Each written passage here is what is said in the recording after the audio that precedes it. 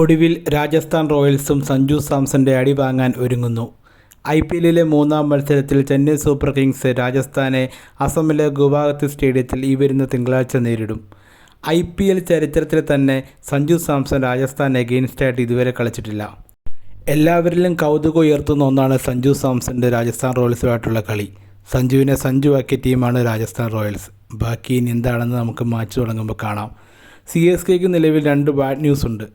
സ്വന്തം തല MS ധോണി പരിക്ക് മൂലം IPLിലെ ആദ്യ മത്സരങ്ങളിൽ കളിക്കില്ല. എല്ലിസ് ഓസ്ട്രേലിയയിൽ നിന്ന് ഇതുവരെ വന്നിട്ടില്ല. അദ്ദേഹത്തിന് പരിക്ക് മൂലം പിന്മാറിയെന്നാണ് അറിയാൻ കഴിയുന്നത്. അതുപോലെ തന്നെ രാജസ്ഥാൻ റോയൽസിനെ സംബന്ധിച്ചിടത്തോളം സാം കരൺ എത്തില്ല. പകരം ശ്രീലങ്കയിൽ നിന്ന് അവർ ഷണഗെ ടീമിലെത്തിച്ചിട്ടുണ്ട്.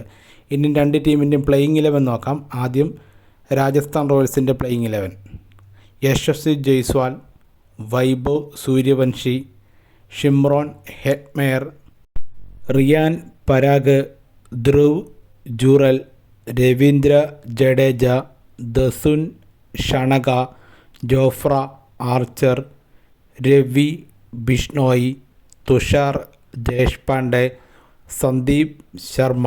ഇനി ഇമ്പാക്ട് പ്ലെയറായിട്ട് സൗത്ത് ആഫ്രിക്കയുടെ ഡൊണോവൻ ഫെറേറ അല്ലെങ്കിൽ നാന്ദ്ര ബർഗർ ഇവരായിരിക്കും എത്തുന്നത്.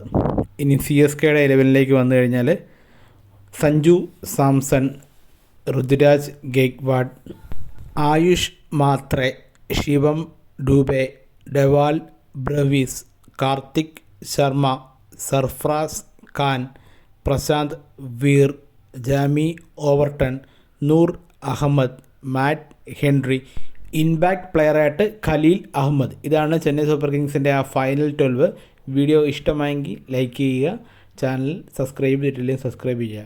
Thank you for watching.